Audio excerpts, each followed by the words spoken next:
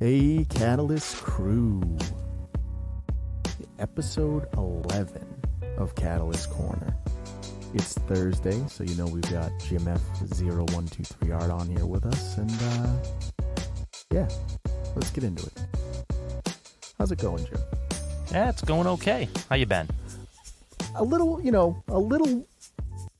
world weary this week. Yeah. Oh, you know? I can understand. Just with everything. Yeah. It's just it's crazy out there. Yeah, and it's been a little difficult, and trying not to let it all get me down. But that's why we have this. Exactly. Yeah, we're gonna brighten up your otherwise maybe mundane, maybe rundown, maybe life isn't treating you all that well. So just sit back for an hour and listen to this insanity. Yeah, I'm gonna vomit a rainbow on you. Yeah, exactly. All right. So we'll start with obviously we lost another actor. Yes. I don't know if I'd say the great, but I enjoyed him for what he contributed. Very good. Very yeah, good. I would say a solid. What would you say, like B plus, A minus? Yeah. I would think that you know who he is. You've seen him in many movies, but you're never gonna say he is, an A-list type actor. No, I wouldn't say he changed the game or anything. But James Caan. Yes.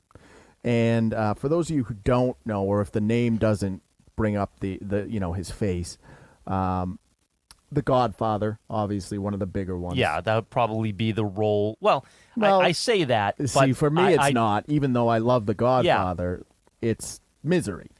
Yeah, I'm almost going to say Elf is probably even going to be more so where people would recognize him than even Misery. Right, the father in Elf, right? Yeah. I don't know, though. Just, you know what it is? It's Misery. I saw it when I was young. Yes. So just Kathy Bates, like breaking his ankles. Oh, just absolutely what a nightmare. Crazy scene. Oh. Yeah, I mean, again, a very solid actor.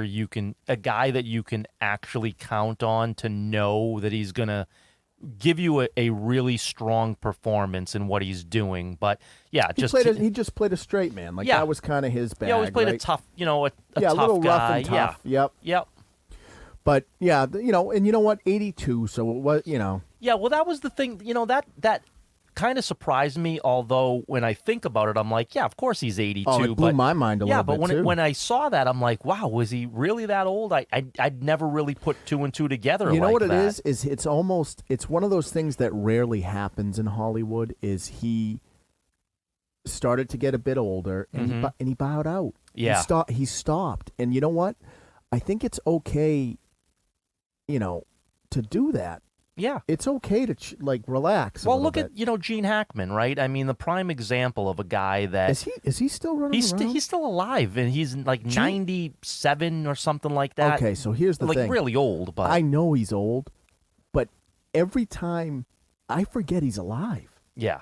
I think the Reaper does too. That's one of those things where they just forgot he's hanging around. But I mean, a guy like Gene Hackman, who again is a quality actor, but just decided, you know what, I'm too old to really make a difference at this point, so I'm gonna bow out. James Caan did the same thing, and I think it's also interesting because we're seeing more of it now. So Jack Nicholson, they were talking about that. He might have some issues with retention and everything, but he's all done. He's still hanging around, but he's done making films. Bruce Willis now. And that's something that I think is interesting, is that instead of, treating these people like they're not people and just propping up, skeletons and make movies, we're letting people age gracefully and kind of move on. Again, financially, they don't need it. So realistically, what is the point of having somebody that no longer really has the chops to pull it off anymore and just propping them up? I think it's the shift in our culture, because I don't think there are too many people at this point that are selling tickets. Well, that's the problem. People aren't going to the movies for a specific person anymore. No. I don't think people are really going to the movies anymore. Well, I don't think that golden age of Hollywood exists anymore where actors and actresses are, that type of celebrity where you go to see them specifically. You go to see the movie at this point, and whoever is in it, that's the secondary piece. Right, because I think for me, like there is a young new generation. Like, I like that the kid that was in Dune. What's his name? Timothy Chalamet. Or yeah, something? yeah. Like he was solid in Dune. Yeah. But he's not gonna ever get me to go see a flick. No, I mean he's going to be doing that prequel to Willy Wonka, right? And Okay. I won't. I mean, again, I'll watch it, but I won't go to the movies right, to go see it. But you're not watching it because he's No, in but it. see there again, I want to see it because it's Willy Wonka. I don't care who the person portraying Willy Wonka is. I want to see the prequel story of Willy Wonka. The character is what I'm interested in. I don't really care about the actor who's portraying it. It happens to be this kid, but if you told me it was going to be one of the kids from Stranger Things, I'd be like, yeah, okay, cool. I'm still going to watch it because it's Willy Wonka. But the thing is, and normally I would make the point that maybe we're just old men. That could be true. But I don't care about,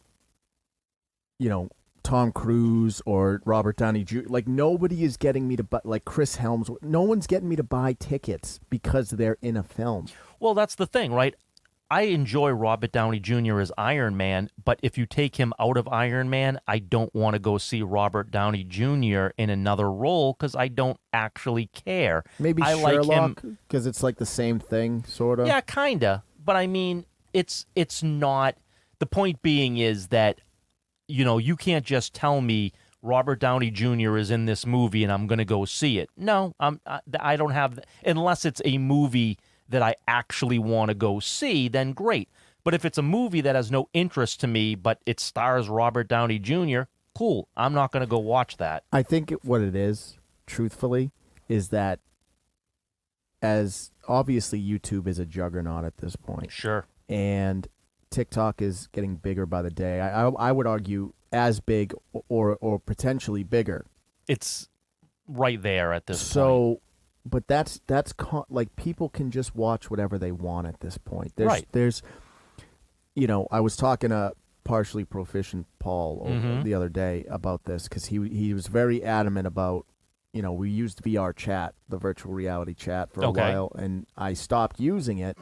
And he said, well, why don't we get back on it? And it's like, yeah, there are a few things I don't like about it. And instead of getting over that, there's so much content out there at this point, I can just easily find something that's a better fit.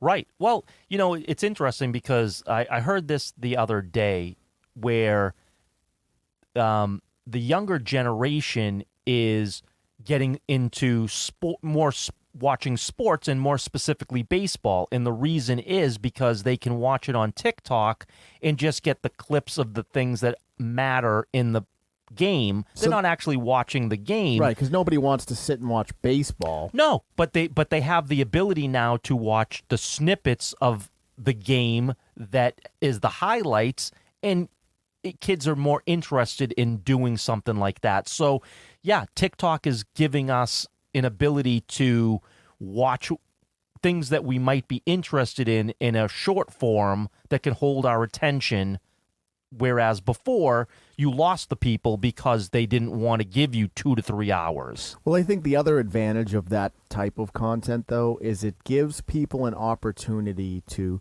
I call that content that's made for executives, right? Sure. Quick bullet points. Yep, exactly. So, but what that allows you to do is maybe you like baseball. Maybe you actually like baseball now because you've gotten your bullet points and you go, yeah, this is kind of cool. And then you can get into it. Yeah. And then you it's start a lead-in. Well, sure. right. You start getting into long-form content. And that's something that I think is going to be the change. That's going to be the cultural change, is that you need to give me the bullet points so I can decide if I like this. And then if I like it, then I'm open to more long-form content. Well, that's exactly it. Give the short form to see if you want to invest your time, because ultimately you're investing your time. And if you can get the short clips to see if that's going to be of interest to you, then yeah, you can put aside the time, or you have now not wasted your time by watching something that you have no interest in. But as a I consider myself and I consider you a creator, Sure. and I love the idea of it because ultimately, either you're going to vibe with us or you're not. And if the TikToks or this short form content gives you an idea of what we're doing, and you go, all right, well, I guess I vibe or I don't. Great. If you don't, it's easy for you to go find something else. But if you do, we're here, and there's a ton of content. Like, let's come check it out. Right. Exactly. But it does give you or anybody the ability to not shy away from devoting a minute, 2 minutes, as opposed to, oh, this is an hour or 2 hours. I don't even want to waste my time. I don't even care what it is. I just don't want to put that time aside. For sure, but I think more so because I see this in the media a lot, right? Is that, oh, well, nobody has attention spans anymore, and it's like that's not true at all. No, we just value our time more. Right. So like I'll go on TikTok a little bit, and I'll scroll, and then when I find something I like, I'll start to invest in it. But if I don't find anything I like, then I just get a bunch of short form content. And I'm like, all right, whatever. Yeah, people are willing. I mean, you look at, and I just brought it up a second ago, you look at a series like Stranger Things, right, which is extremely popular. People will invest their time. They will be there to watch those episodes when they drop because they know that the content is what they want. Right. So, and in that scenario, though, because that's kind of an interesting case study because it existed, I think, alongside TikTok, but before TikTok was really this. Yeah, no, I'm just giving an example that people will invest their time. My point to it is though is that it bleeds into the short form content too. Right. So like Stranger Things will drop, the shows will happen. You'll get a little bit of short form content just to remind us that we're connected in the Stranger Things bag, and then people are still sitting and watching the film though, or the show in this case. So. I only bring that particular element of it up because I heard one of the talking heads on one of the shows was giving shit to young people about how they don't have attention spans, and it's like, no, they just are a lot more into, they value their time a lot more than I think any generation has ever, and when they get into shit, they're into it, but you got to earn that now, and I think even like these big studios don't know how to react to that. Right. Yeah. I mean, because again, they no longer have to watch an entire episode or a couple episodes to make a decision. They're making decisions a lot quicker now with the little bit of content that they can get on something like TikTok. And they make their decisions faster. But they will give you the time if you grab their attention. Well, I think it just creates stronger communities, honestly. Yeah. Because the people that are into the stuff are into it. Right. So if you give the quality product, they're going to be there to support the quality product, but they can also quickly realize if the product isn't quality and not waste any valuable time where they can search out something that you're not giving them. Speaking of quality products, I was perusing on one of the streaming services the other day. And I came across something I had watched in the past, and I thought, I would like to see more of this, is The Toys That Made Us. Love that show. Oh. Loved it. So, with Stranger Things just wrapping up their 4th season and kind of doing that sort of 80s callback thing, if you are into that sort of vibe, the 80s and everything that was going on back then, I think Toys That Made Us is a great stepping point because they cover the 70s with Star Wars toys, they cover the 80s with like Masters of the Universe, and they cover G.I. Joe from the 80s and everything, Barbie, My Little Pony, and then they also it starts to bleed into the 90s with or I guess Ninja Turtles was probably, that's kind of on the line, right? Like late 80s, early 90s, and then you get Power Rangers, right? So, I mean, just to see kind of what into, they're just running around like taking shots in the dark, but creating these amazing. It's incredible to just kind of look at the process of what they did to get the toy out in the toy line in the first place. Like before computers were really prevalent. So it's not Right. like they were using analytics and structured reports. No. No, they're taking shots in the dark and going like, well, hopefully they like this shit. Yeah. Yeah. I mean, you take something like Master of the Universe, right? And I mean, the toys themselves came with a mini comic because you had to tell the person buying it who these characters are. You had to give them a little backstory because there wasn't a TV show. Ninja Turtles had the benefit of having a comic book out prior to the toys, so if you were familiar with the comic book, you kind of knew who the Ninja Turtles were. But you take something like He-Man, you didn't. That was just I'm going to make a toy, try to sell it to the young kids, and we're going to give you a little bit of a comic so that you can kind of understand who this character is. And then it led to the TV show eventually, and it obviously exploded to become, what it is to even today. Well, it's the Tolkien model, right? Like Right. he made a language and then wrote Lord of the Rings to justify Right, it, exactly. Which I had brought that up with Partially Proficient and said when I first heard that, I was like, yeah, of course. You can't, like, how else you can't sell a language unless you have lore, Right. right? And he goes, yeah, most people don't think that way. And I was like, well, fuck you. Yeah. Well, exactly. That's the proper answer. I like He-Man. Did you see the new one? Yeah. I mean, I know they're doing another season of it. It got picked up. Yeah. Again? That's So let me just say this. It got a lot of hate, obviously. yeah. Deservedly so, I think. In a way. So the animation was great. Yeah. I thought that the humor was correct as well. It was very much. I got the cheesy, campy He-Man elements, Sure. and everything.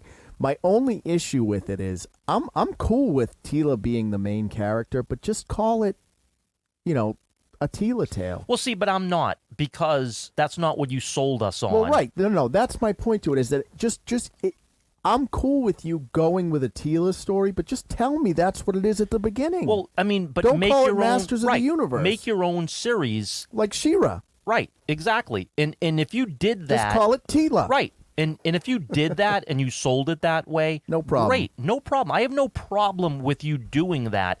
What I have a problem with is you told me this was going to be a He-Man, Skeletor, coming on the heels of the 80s, a revival almost of the 80s original series, that this was supposed to almost be the same type of thing. And because that series to me, I was there when that series came out. I watched it in the 80s. So it was important to me. Right. And then what I got was just a piece of shit. So, from my perspective, because it's not as close to me as it is to you, right? Right. So, my perspective is it's Kevin Smith's way of trying to bring, a modern take where it doesn't have to be focused on, because no one's a main character, right? In Yeah, a way, I mean, like that. I'm talking about modern thought process, right? Yeah. So you're trying to bring that into the story, but where it misfires is the first half of the like he spoilers if you haven't seen it, but Adam gets killed. Like, Yeah. In the first episode. So it's not that to me there's no balance there. Yeah. So it's the pendulum argument. You can't let it swing so far in one direction. Was it too much He-Man and Skeletor at the beginning? Sure, it's less diverse. You can't, there aren't other voices, so it's very one note. Adding Tila and some other characters makes it multifaceted unless you make the story about Tila Yeah. only, Well, which is what you did. Speaking of voices, I was torn on the voice acting Oh, yeah? because I'll explain why. Because when I heard that Mark Hamill was going to play Skeletor, I'm like, I'm all about that, right? That Yeah, I phenomenal. was too. But then you also told me that you got the original voice actor from Skeletor from the 80s to be a part of it, and I'm like, well, then why in the hell aren't we letting him be Skeletor and give Mark Hamill a different character? Because I don't know if you're, again, if you don't watch the 80s Skeletor, the voice acting on Skeletor is what made it. That it's what made it. It was nuts. So he was nuts. Right. And if you have the guy, why in the hell didn't you let him be Skeletor? Well, maybe Mark he can't Hamill do it anymore. I don't give a shit. Well, that's why, though.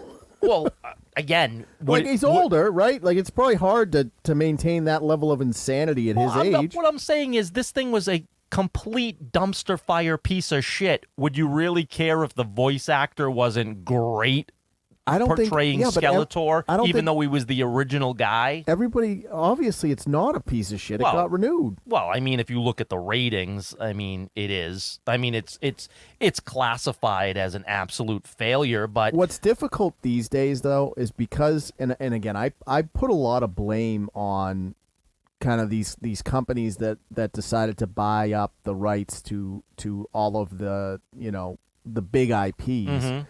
They end up cultivating such a toxic fan base. Oh yeah, that it's hard to tell what's shit and what's not shit anymore, because if it's not exactly how it used to be, the fan base says it's shit, and it's like, and they're so vocal that I don't fucking know. I thought the animation in the Masters of the Universe was rad.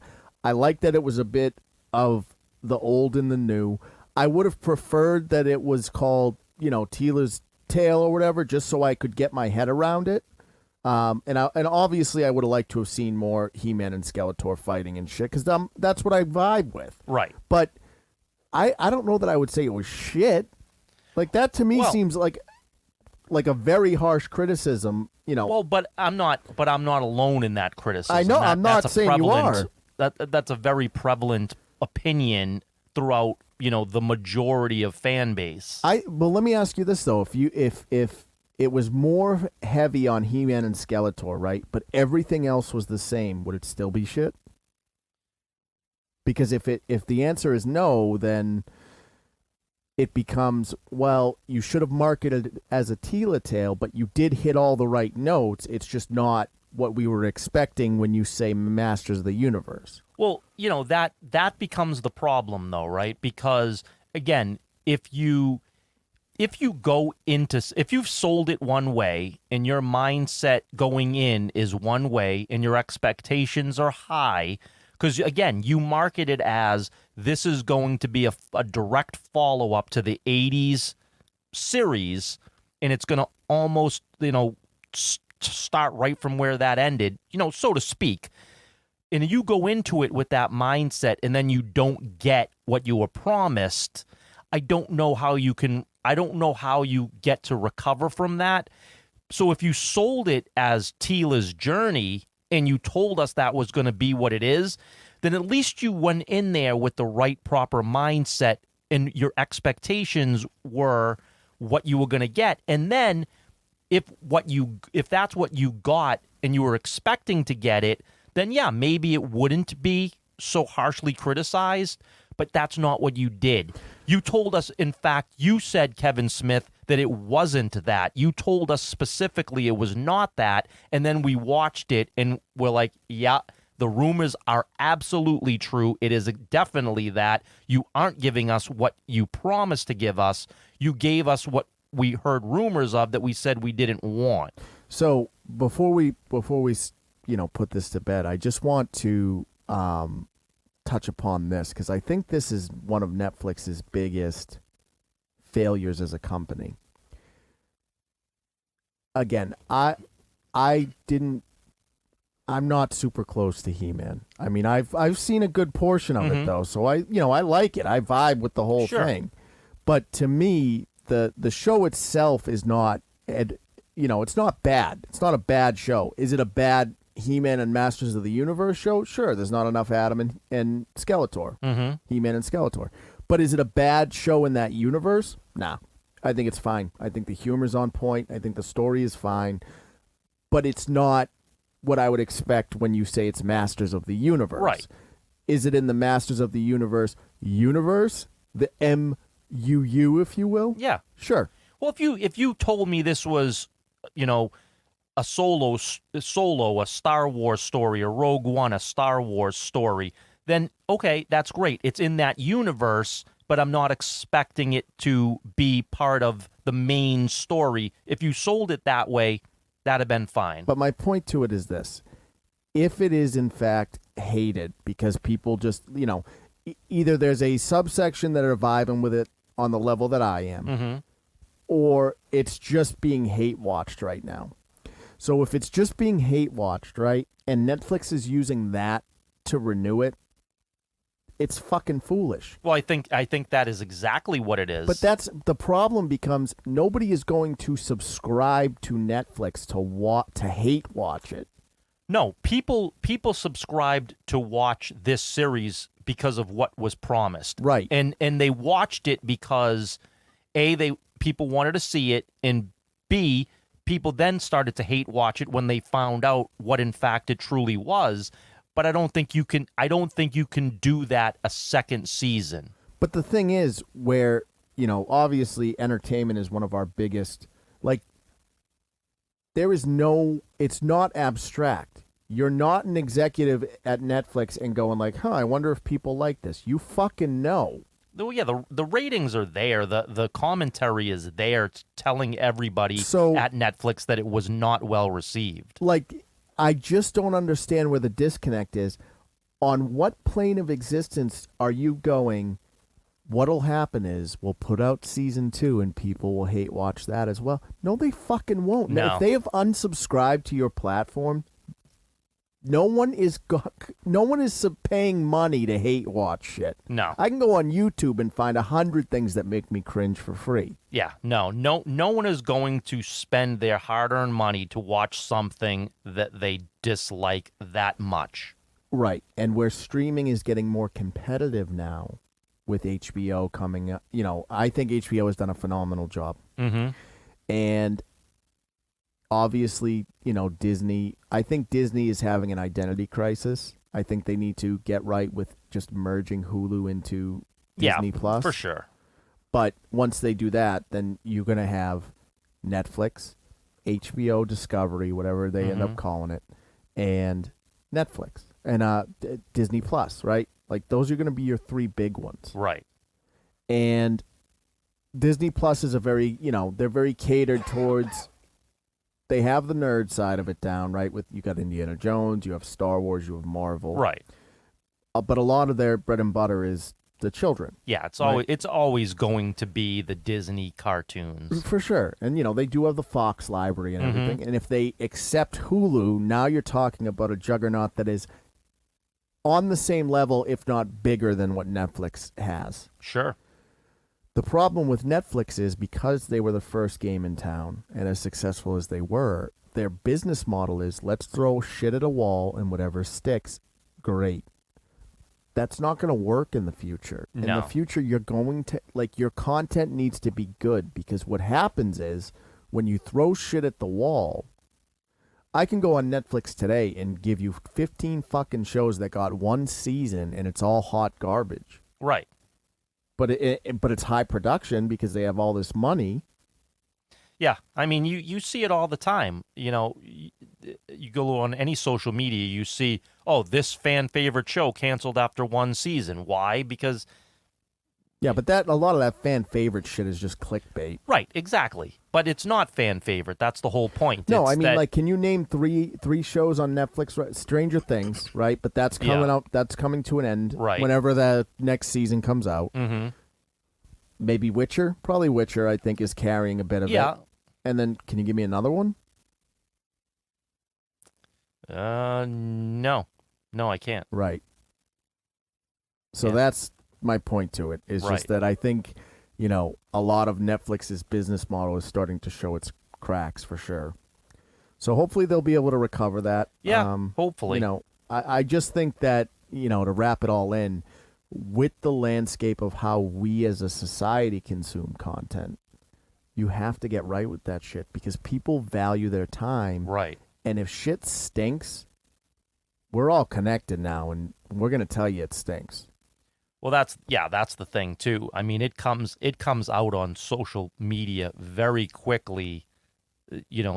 the opinions that people have of these shows, and that opinion travels to millions of people within literal seconds. So yeah, your content needs to be much better than it was if you're going to keep your business model successful. Well, I think Morbius has proved that people aren't going to hate watch it. People aren't Right. going to pay to hate watch it. No. Right? Because Exactly. they re-released it, and Yep. it ended up costing them millions of dollars because we're going to make fun of it, and we'll come together as a culture to make fun of it. And if you put it on the streaming service, we'd probably watch it. Sure. But we're not going to fucking go to the theater to watch it No. again. No. We're going to No. make fun of you for being so disconnected. Yeah, I mean, that absolutely blew my mind that they did that, because it's like, who told you? Where did you get your information that was a smart idea? Probably Netflix. Yeah, probably. All right. That's enough of that. What have you seen anything recently? So I finally got around to seeing the Batman. Oh. You know, I took the 3-hour You took the set aside to watch this thing. the 3-hour journey. Yes. So I believe I talked to you about this a little bit a couple of 4 or 5 episodes Mm-hmm. ago, right? I've come around to it a bit more because someone painted it in the picture of, because I'm looking at it like Nolan's universe. And Right. someone's like, no, look at it as a comic book. And I'm like, oh, I guess if you look at it like that, it works.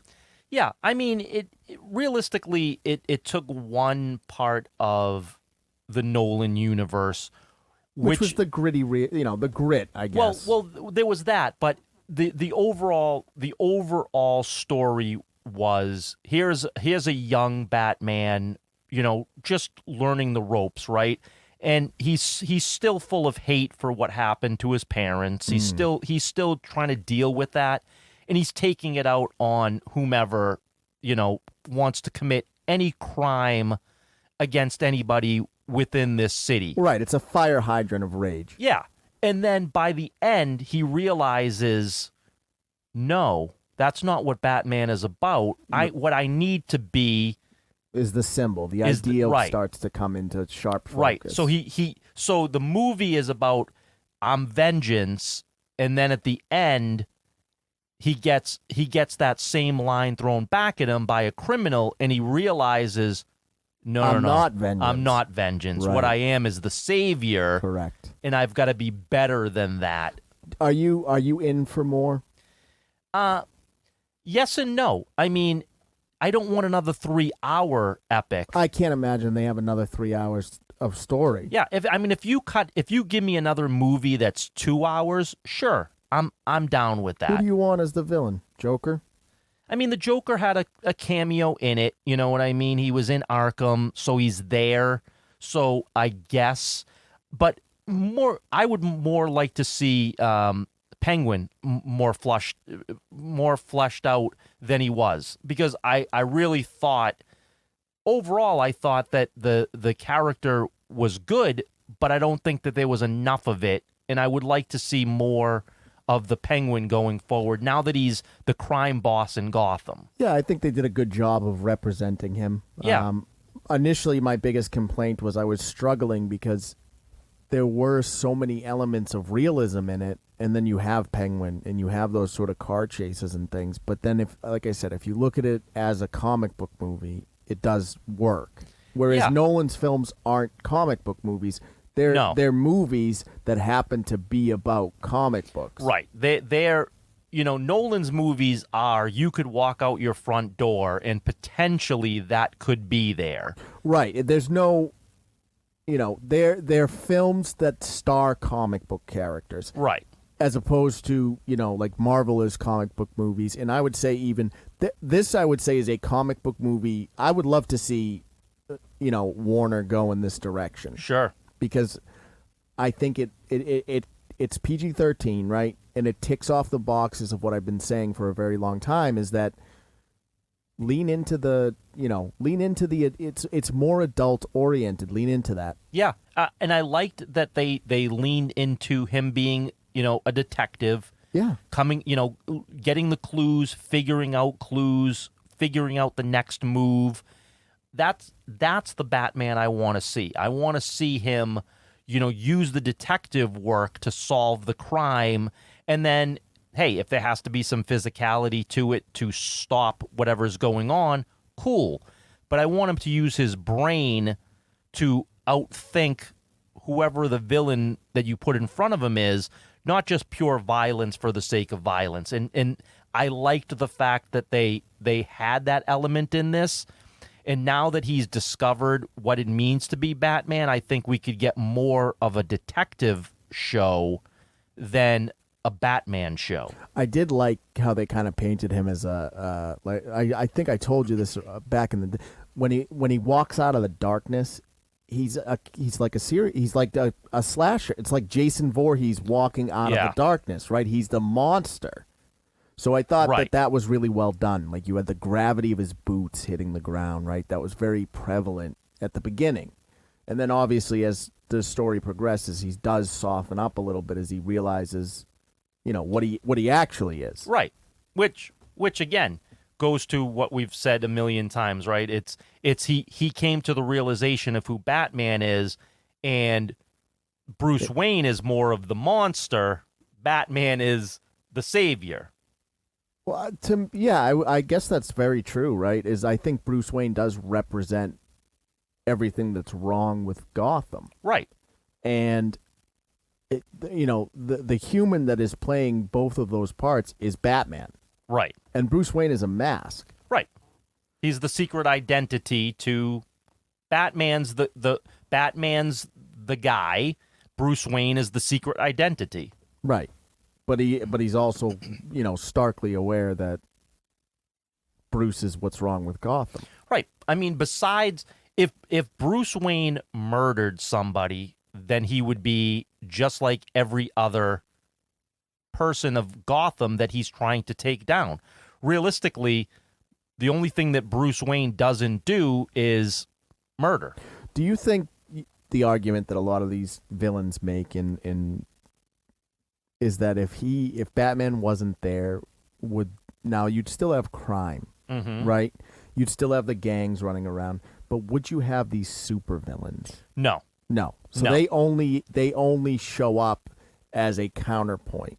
They show up because he's there. He's there, and they want to outdo him. Right. So is he fixing anything? No, he what he's doing is amping everything up. Yeah, what he's doing is he's inviting the super villain element to come into Gotham to try to outdo him. So the argument is then, and I think we've said this before, he's not a hero. No. Ever. And I don't think he is a savior. I think he had no way to process his own grief, but the resources to try. And as a result, things are I don't know that they're worse. They're different. They're amped up for sure. But the people of Gotham were still being taken advantage of. And yeah, I mean, you're still going to get the crime, like the low-level crime like Penguin or Falcone. Those type of criminals will always be there. Like, do you think there's like a bodega owner, right? That's just like, like he's sitting down and he's like, oh man, remember when they just used to shake us down for money? I took a fucking drink of water the other day and I had the fear toxin in it. Like, God damn it. Right. And so, I mean, the thing is, Batman is the savior of Gotham only because... But it's a hell of his own making. Right. It's only because he's creating the problem, so it's up to him to fix it, because if not for him, most of that wouldn't exist. So then they, a lot of people say, oh, he's a Mary Sue. Well, yeah, it's his unit. Like, none of this would exist if he was just good with being like, yeah, shitty things happen. Let me try to just fund hospitals. Right. No, he's got to fucking dress up like a bat. Yeah. What a piece of shit. Yeah. Yeah. I mean, the city that he wants to protect needs protecting from him, and the villains that come in are because he's there and they want to outdo him, and his city is the ultimate collateral damage. But I guess the question is, right, is he aware of that? And is it a Pandora's box situation? So is it like I came in with the best intentions, I opened Pandora's box? Obviously, you're not like Joker doesn't go back in the well, maybe Joker does, but a lot of these other characters don't go back in the box. I think that he becomes aware that because of him being there is why this supervillain element keeps on coming in. And I think he understands that, well, I can't abandon the city now because they keep coming, so I've got to keep protecting. So it is a Pandora's, so he's aware, but it's a Pandora's box situation. Sure, Okay. I would say so. So I wonder if that plays into his psyche at all, because I don't think they really touch on that, do they? No, they don't really. Because it's got to, right? Like, that's got to Yeah. be where a lot of the rage comes from at this point. Because it's like, yes, I started this as a way to process my grief and make sure it didn't happen to anyone else. And as a result, I've made things worse. But it's not like I can stop now, because if I do, then... And again, I think if he stopped, I think Joker would stop. I don't think Joker's he would. not... Right. But that's because it's Joker, right? Right. But Bane wouldn't stop. Right. Well, Joker, the reason Joker would stop because the only person that exists in Joker's world is Batman. There is nobody no one else that is real. exists. No one else is real to Everybody Joker. else is background. The only person that exists is Batman. So if Batman is no longer there, the Joker wouldn't be there either. But everybody else would still be there. And just as a counterpoint to who the Joker is. Like, that's what it is. Right. Is he's just like, oh, you're the only other one that's on the same level, but you're my opposite, so you're the... Like, because he's got Harley. I think Harley, at least he had her. I think she exists as a person to him. Yeah, but I think she's more property. Yeah, I agree. You know what I mean? Like, because they have the same ideals, though. I mean, he has henchmen that I think are proper. You know what I mean? See, there but are people I that don't know. will exist, To but me, they're different. The only one that had a shot was Harley. Right. But they had the same ideals when they were a thing. Yeah. And so it's not anything. It's like, yeah, all right, whatever. But he Batman would turn doesn't. on her in a second without care. Right, because they have... Because he doesn't care. Right. Well, he cares about Batman. That's all he cares about. Which is why, if he really truly wanted to kill Batman, probably would find a way to do it. Why would he? Yeah, but then what would he do? Well, that's why he doesn't want to do it. And that's he the says thing. he wants to do it, but deep down he doesn't want to do it. So it's interesting because the only one that would go away is Joker. Right. The rest of them don't disappear at this point. No. I don't think so. I don't think anyone else has a relationship like that. No, because I mean, there's a ton of resources in Gotham that the criminal element would want. So people like the Riddler and people like Bane and Scarecrow, there would be no reason to stop just because Batman is no longer there. I mean, there would still be police if they wanted a challenge, there'd still be the police department that would, not give them the same type of challenge, but there'd be something there for them to toy with. But they wouldn't stop because there were resources there. Yeah, but I don't think it's really about the challenge to any of them either. They're just trying to get some cash and run the city and exert their power. It's the challenge for Joker. Joker does it for the challenge. Yeah. Yeah, he does it. He does it for the sport, and that's it. But none of the rest of them do. No. Well, the rest of them, I mean, again, the rest of them would prefer Batman not being there, right? For sure, right. He's the only one that wants him there, right? So that's an interesting. I would love to see a story. Listen, do me a favor, call up Jim Lee. Oh, I'll get right on that. All right? Yeah, let him know we have a decent idea. Yeah, for a Batman he's story. definitely in my contact list. All right, give him a ring. Yeah, I'll send him a message and just say, hey, look, Batman playing with the idea that it's all his fault, right? And arguably it is. Mm-hmm. And, obviously he can't stop. Right. I love that. Like, yeah. what it just adds to the suffering, right? Right. Yeah. I mean, again, this is a tormented soul who... No, there's no saving him. No, he's beyond... There is no salvation. He is well beyond that. Was it Long Halloween? I don't mean to call it back, but that was when Catwoman figured it out that there was no saving him. Yeah. Okay. That fucking scene. Oh. Yeah. And it's and again, it's true. And that's it is. Yeah, there's no redemption. No. The line between Batman and Joker is paper thin. It's paper thin. Right. And that's why Batman Who Laughs is such a good character. Right. Because it's like, all right, this is what it looks like. Right. This is where if you cross that paper thin line, this is what you become. Would you say the same thing about Spider-Man, though? No. No? You think those villains would exist without him? Yeah. They didn't. Yeah, right? I mean, it's not like there's any history of like these villains running around before. No, but I think up. but I think someone like a Norman Osborn, right, is if there was no Spider-Man, he would still do the same things he's doing. Yeah, but like differently. I think that sure, I think they'd be different in what their motivation is, but I don't think it would stop. I don't think anybody would stop just because Spider-Man is no longer there. I think their intentions would still be there. Their motivations would be different. Right. You'd still probably have like Rhino and Kingpin and all those guys. Like maybe you wouldn't have Doc Ock or something. Maybe you would. That's hard to say. Yeah. There's less of a relationship. I don't think there's anybody like Joker on Spider-Man's side. Yeah. I mean, the Lizard is, people like that, Electro, they're all going to still do, right, they're still doing what they're doing. Yeah, because I don't think that there's a reason why they would stop just because of Spider-Man. The only reason I ask is because there are certain characters, right? Batman, I would say, is absolutely one.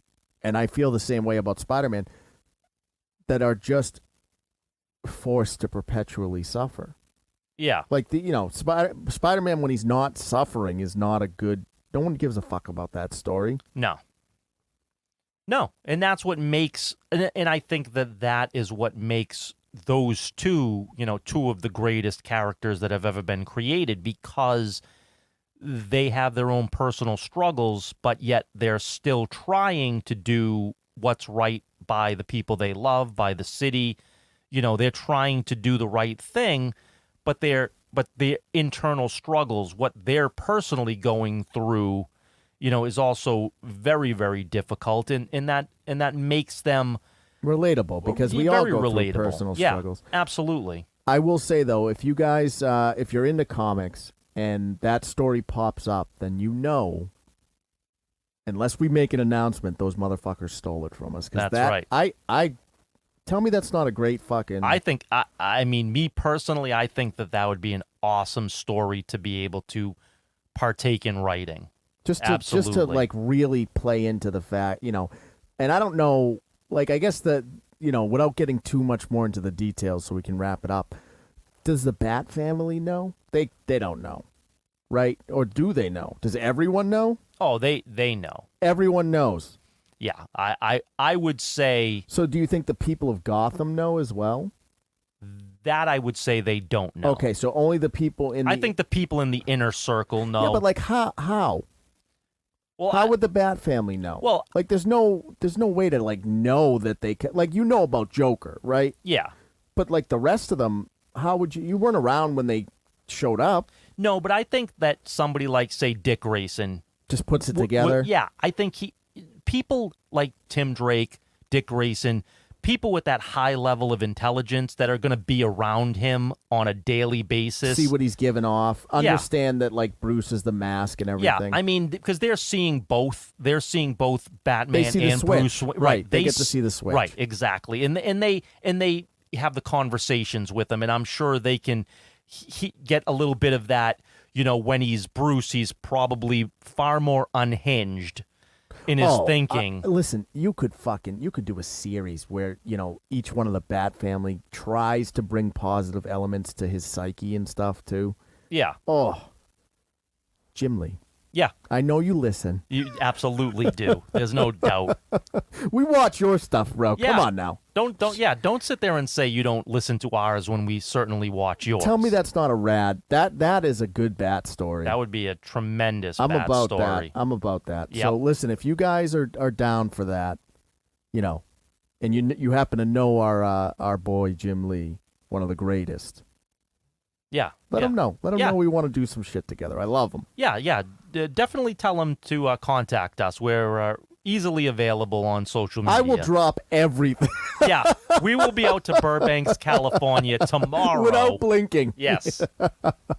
All right, let's put this one to bed. Jim, thanks for coming on today. Yeah, no, thanks for having me. Tell us what you got going on. Well, I'm wrapping up my creator-owned horror comic. I'm still shooting for getting it out this month onto Webtoons, so the inking is finalized. I'm working on the lettering as we speak, so we are very close to launch. Very exciting. I can't wait. Very exciting. We're going to have more information on that probably in the next week or two. Yes, absolutely. All right. And again, we're going to work with him to see if we can get some physical copies made as well. For sure. It'll be on Webtoons. If we can get the physical copies going, we'll throw it on the store. It'll be available locally. There's going to be a lot to come from Jim. You know, real quick, just because I like to plug your social. You were telling me you saw that last week. You said you saw that film, The Black Phone. Yes. Okay. And you do post weekly drawings. I do. Okay. Every week, typically on Mondays. Yeah. You want me to tell it, or you want to give yourself No, go ahead. the kudos? So every week he does post a drawing. Usually it's just whatever's in your consciousness for the week, right? Right. And so obviously The Black Phone just came out, and he did a drawing of the main villain. Right. Came out great. Thank you. And one of the actors, actually, from the show, Yeah. gave you a bit of a, hey, I like this. Yeah. Yeah. A little bit of recognition. So that was. This is fire, I believe. Yes. Yes. Yes. So just wanted to call attention to that. If you're into what we're doing and you want to check out more of Jim's artwork, if you go on catalystcrafting.com and click on our collaborators page, it links to all of his socials. You can also buy his limited edition prints on our Etsy store by searching Catalyst Creations NH. Or if you go on the website and click around the web, everything's there. All of our socials, all of Jim's socials. The podcast, obviously, if you're listening, you know. We're on, everything. So if you know Jim Lee,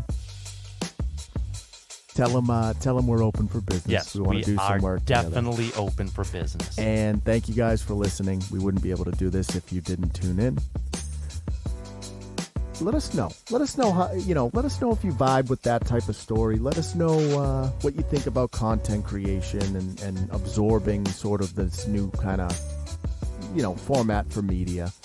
And, if you want to just tell us we're a bunch of crazy fucking idiots, let us know that too. So, all right, guys, take care of yourselves, stay safe, and all right, crew, I'll catch you on the next one.